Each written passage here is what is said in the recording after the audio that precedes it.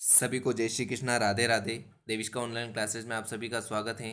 आज की इस वीडियो में हम बाल मनोविज्ञान की एक टॉपिक अवस्थाओं से संबंधित पढ़ेंगे, जिसमें गर्भावस्था, किशोरावस्था, शैशवावस्था, बाल्यावस्था के बारे में पढ़ेंगे। वर्गीकरण भी पढ़ेंगे उसमें। और किशोरावस्था में, शैशवावस्था में, बाल्यावस्था में जो इम्पोर्टेंट परिभाषाएं हैं मनोवैज्ञानिकों की, उनके बारे में भी चर्चा करेंगे। तो इससे पहले अगर आप चैनल पर नए हैं तो चैनल को सब्सक्राइब कीजिए और आने वाली वीडियो तक आप तक पहुंच सके।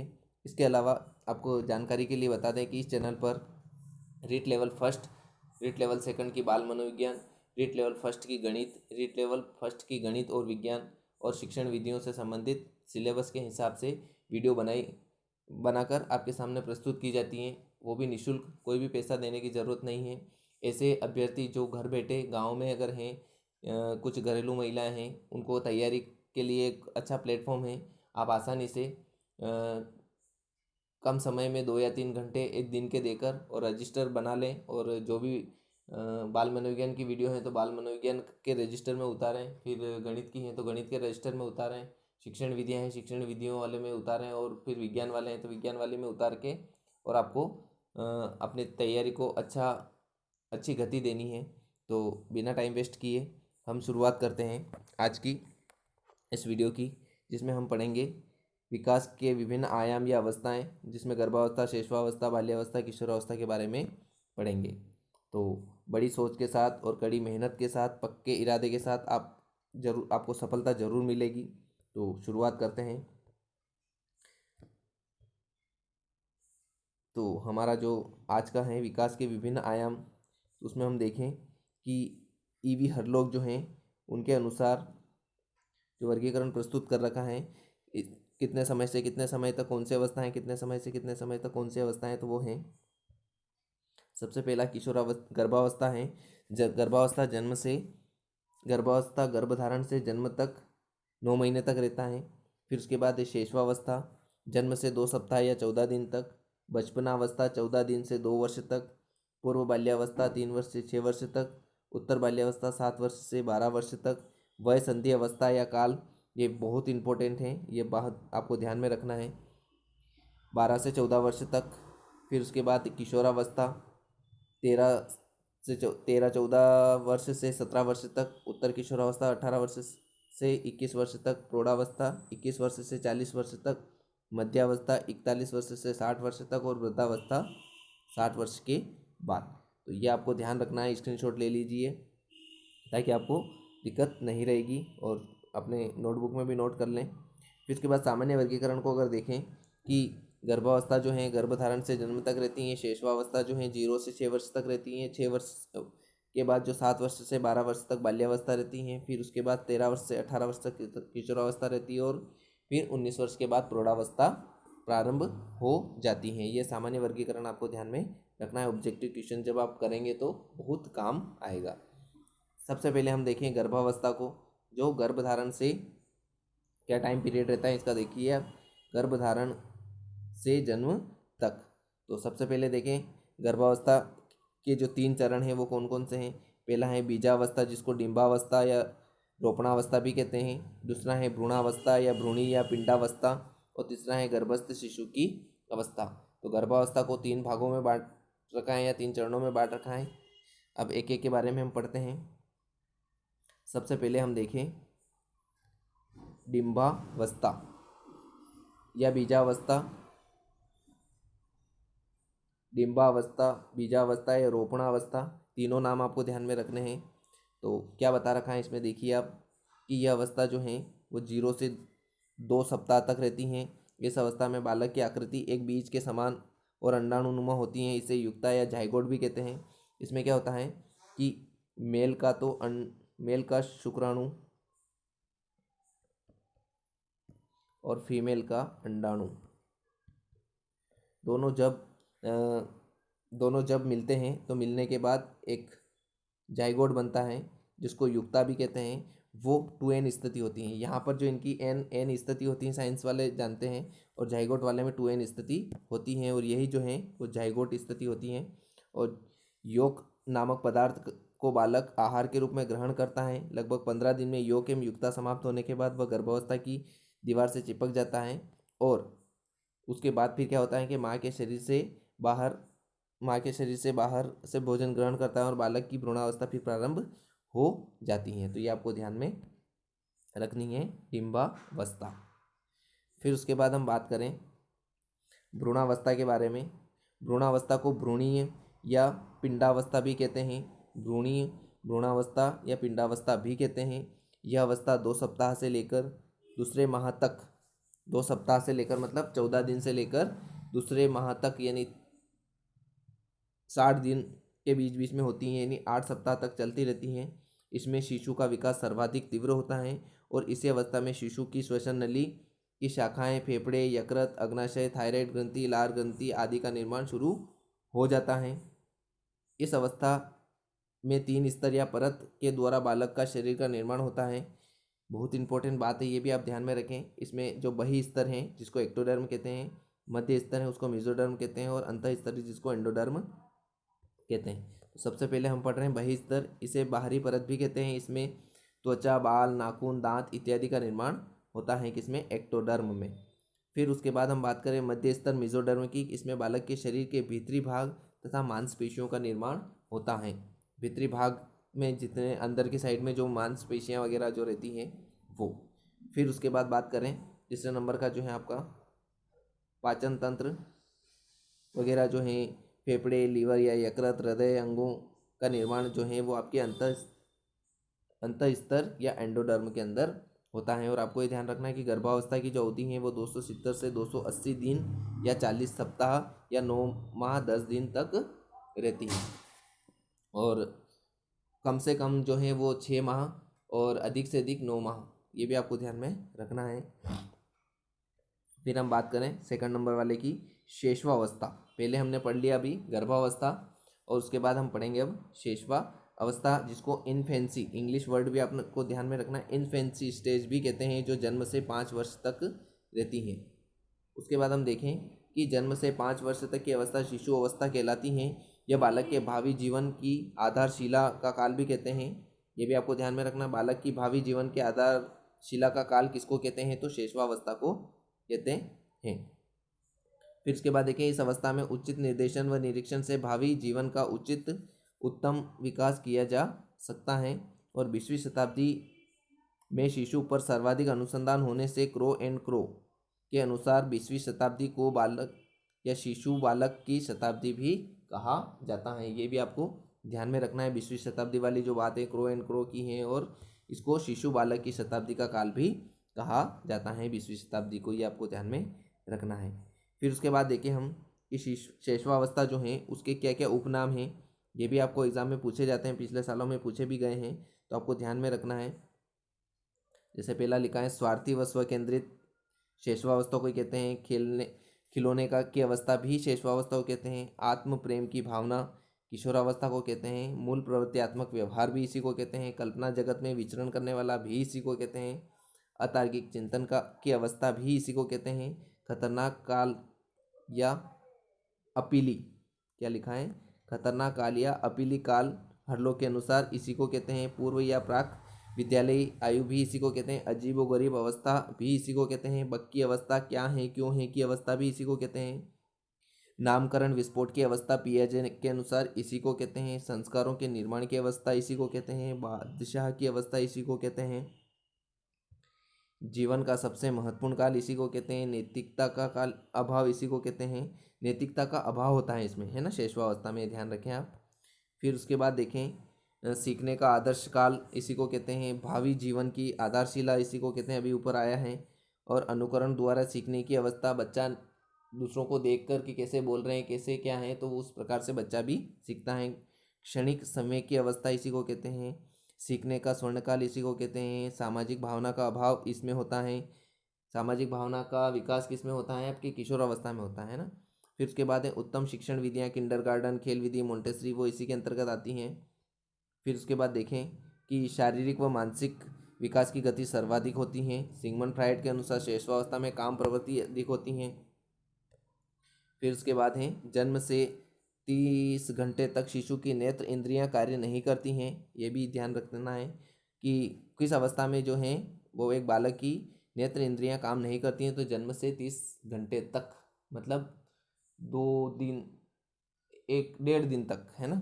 फिर उसके बाद प्रसिद्ध दार्शनिक रूसो का मानना है कि बालक के हाथ, पैर व नेत्र उसके प्रारंभिक शिक्षक होते हैं। कि बच्चा जब पैदा होता है उसके बाद शिशुअवस्था में रहता है तो उसके हाथ, पैर और नेत्र के माध्यम से ही वह सीखता है। फिर उसके बाद लास्ट ध्यान रखना आपको, जन्म के समय शिशु में कोई समय नहीं होता है।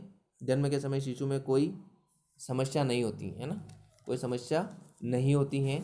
और उसके बाद फिर क्या है, आपको क्या ध्यान में रखना है इसमें कि कोई संवेग नहीं होता है ना, सॉरी यहाँ गलती हो गई, कोई संवेग नहीं होता है, वह केवल उत्तेजना का अनुभव करता है। तो यहाँ पर आपको क्या ध्यान रखना है, समय जो लिखा हुआ है, सॉरी गलती हो गई, इसकी जगह आपको क्या याद रखना है, संवेग, है ना, ये याद रखना है। फिर उसके बाद देखें शेषवावस्था की महत्वपूर्ण परिभाषाएं जो इम्पोर्टेंट बनती हैं वो कौन कौन सी हैं। पहली है फ्रायड की, कि मनुष्य को जो कुछ बनना है वह 4-5 वर्षों में बन जाता है। किसके अनुसार, फ्रायड के अनुसार। फिर है वेलेंटाइन के अनुसार, वेलेंटाइन के अनुसार जो शेषवावस्था है वो सीखने का आदर्श काल होता है। फिर जॉन लॉक के अनुसार जो देखें कि बालक का मस्तिष्क कोरी स्लेट, जो पट्टी होती है ना, छोटे बच्चे जो कलम से लिखते हैं वो, या टेबुला रासा भी कहते हैं, बालक का जो मस्तिष्क कोरी स्लेट या टेबुला रासा जैसा होता है, यह उस पर अपने अनुभव लिखता है। फिर बात करें ब्रिजेश की, कि ब्रिजेश के अनुसार 2 वर्ष तक की उम्र तक बालक में लगभग सभी संवेगों का विकास हो जाता है। और एडलर के अनुसार जो है शिशु के जन्म के कुछ समय बाद ही यह निश्चित किया जा सकता है कि भविष्य में उसका स्थान क्या होगा, उस बच्चे का स्थान क्या होगा। ये आपको ध्यान में रखना है। फिर तीसरी अवस्था आती है आपकी बाल्यावस्था, 6 वर्ष से 12 वर्ष तक। क्या याद रखना आपको, 6 वर्ष से 12 वर्ष तक। देखें इसमें कि बाल्यावस्था जन्म के बाद मानव विकास की दूसरी अवस्था है। पहली अवस्था कौन सी है, शेषवावस्था, और दूसरी अवस्था कौन सी आपकी, बाल्यावस्था है। जो शेषवावस्था की समाप्ति के उपरांत होती हैं, यह अवस्था बालक की आदतों, व्यवहार, रुचि, इच्छाओं के आकार निर्धारण का काम करती हैं।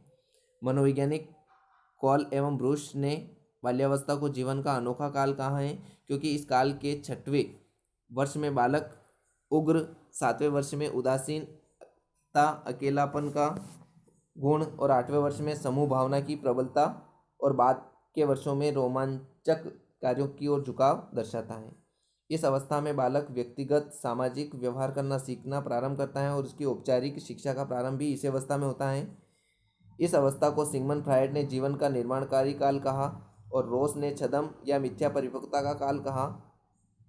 इसे वैचारिक अवस्था का काल भी कहते हैं, समलिंगी या मित्रता समूह भावना का काल भी कहते हैं, ये इसके उपनाम है एक तरह से। और बिना काम के भ्रमण की प्रवृत्ति का काल भी इसी बाल्यावस्था को कहते हैं। संग्रह करने की प्रवृत्ति या संचय करने की प्रवृत्ति भी इसी अवस्था में होती हैं। और बाल्यावस्था में बालक में सबसे कम कामुकता पाई जाती है, और बालक भयमुक्त होता है।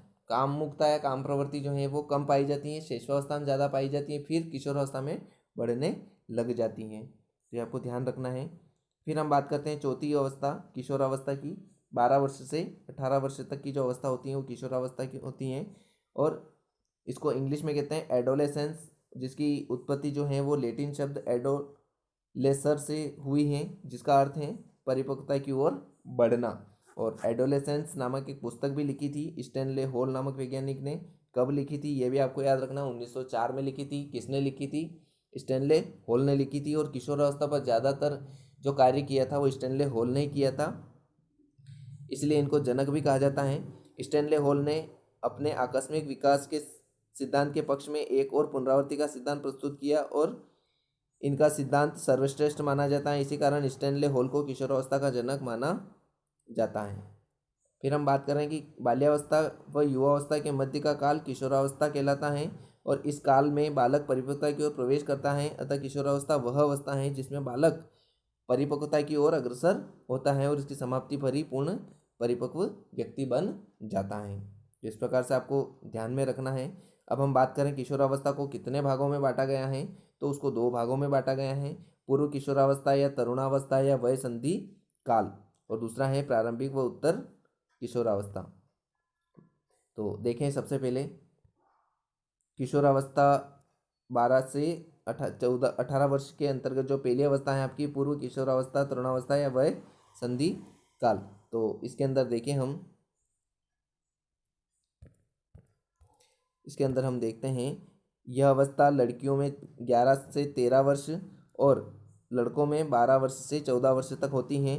इसे द्रुत और तीव्र विकास का काल, समस्याओं की आयु, तूफान और उलझन की अवस्था भी कहते हैं। इसे टीन एज या एज ऑफ ब्यूटी और age of puberty, age of puberty और टीन एज भी कहते हैं। इसमें निम्न परिवर्तन होते हैं, क्या क्या होते हैं वो भी आप देख लीजिए। सबसे पहला जो बता रखा है इसमें, लड़कों की अपेक्षा लड़कियों का विकास तीव्र होता है।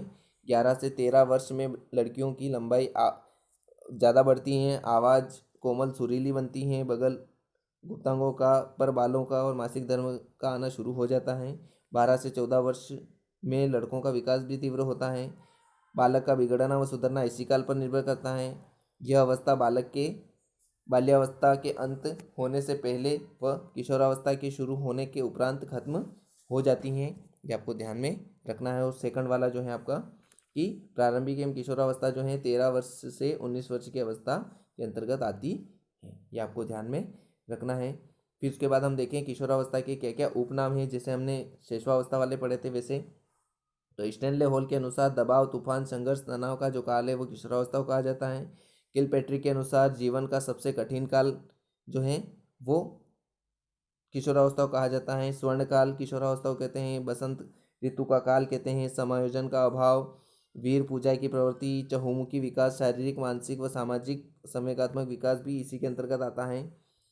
फिर हम बात करें कल्पना का बाहुल्य, दिवा स्वप्न की प्रवृत्ति, इसी को कहते हैं। सर्वाधिक काम प्रवृत्ति एवं सर्वाधिक विषम लैंगिक आकर्षण, जिसमें बालक बालिका का विपरीत लिंग के प्रति आकर्षण जो है वो इसी के अंतर्गत आता है। अमूर्त चिंतन की अवस्था भी इसी को कहते हैं। और समस्याओं की आयु व उलझन की अवस्था भी इसी को कहते हैं। और समाज सेवा की भावना ज़्यादातर जो है वो इसी किशोरावस्था में होती है। अब हम बात कर लेते हैं महत्वपूर्ण परिभाषाओं की, क्या क्या किशोरावस्था की महत्वपूर्ण परिभाषाएं हैं जो एग्जाम में पूछी जाती हैं। सबसे पहले हम बात करें स्टैनले हॉल की। स्टैनले हॉल के अनुसार किशोरावस्था बड़े संघर्ष, तनाव एवं तूफान की अवस्था है, ये आपको याद रखना है। फिर रोज के अनुसार किशोरावस्था समाज सेवा के आदर्शों का निर्माण व पोषण करते हैं। तीसरा है वैलेंटाइन के अनुसार किशोरावस्था अपराध प्रवृत्ति के विकास का नाजुक समय है। फिर हम बात करें किलपैट्रिक की। किलपैट्रिक के अनुसार किशोरावस्था जीवन का सबसे कठिन काल होता है। क्रो एंड क्रो के अनुसार किशोर ही वर्तमान की शक्ति एवं भावी आशा को प्रस्तुत करता है। फिर है जर्शील्ड के अनुसार कि किशोरावस्था वह समय है जिसमें विचारशील व्यक्ति बाल्यावस्था से परिपक्वता की ओर संक्रमण करता है। और उसके बाद लास्ट परिभाषा जो है आपकी जोन्स की है कि किशोरावस्था से, जोन्स के अनुसार जो है वो किशोरावस्था से शेषवावस्था, सॉरी यहाँ गलती हो गई, शेषवावस्था है, शेषवावस्था, किशोरावस्था शेषवावस्था की, शेषवावस्था की पुनरावृत्ति का काल है। मतलब सबसे पहले गर्भावस्था के बाद क्या होता है शिशु शेषवावस्था, शेषवावस्था के बाद बाल्यावस्था, और बाल्यावस्था के बाद जो किशोरावस्था आ रही है वो एक तरह से शेषवावस्था की पुनरावृत्ति करती है। जो उसमें कामुकता ज़्यादा होती है, इसमें भी कामुकता ज़्यादा होती है, इस तरीके से ये आपको याद रखना है। अगली वीडियो में आपके सामने जो ऑब्जेक्टिव प्रश्न जो भी हमने अभी तक पढ़े हैं इस फर्स्ट यूनिट के फर्स्ट टॉपिक में, तो ऑब्जेक्टिव क्वेश्चन पढ़ेंगे। और उसमें भी आपको जो पिछले सालों में आए हुए हैं रीट, आरटेट में, सीटेट में और अन्य जितनी भी शिक्षक परीक्षाएं हुई है, इस टॉपिक से इस लेसन से संबंधित जितने भी ऑब्जेक्टिव बन सकते हैं वो आपके सामने प्रस्तुत किए जाएंगे। और इसके अलावा अगर आप चैनल पर अभी भी नए हैं तो चैनल को सब्सक्राइब करें और अपने दोस्तों को भी शेयर करें जो घर बैठे तैयारी करना चाहते हैं। और आप कमेंट्स ज़रूर करें कि आपको वीडियो कैसी लगी, और एक रजिस्टर बनाएं, उस रजिस्टर में भी नोट करते रहें, क्योंकि मैंने जो फोल्डर बना रखे हैं प्लेलिस्ट में वो आप जब भी नोट करने हैं आपको आपके रजिस्टर में तो नोट कर लें। और वीडियो को अगर डाउनलोड करके भी आप रख सकते हैं ताकि आप जब अगर नेट चालू नहीं हो तब भी देख सकते हैं। तो आज के लिए यहीं तक, अगली वीडियो में फिर मिलते हैं ऑब्जेक्टिव क्वेश्चन के साथ में। तब तक के लिए धन्यवाद। जय हिंद, जय भारत।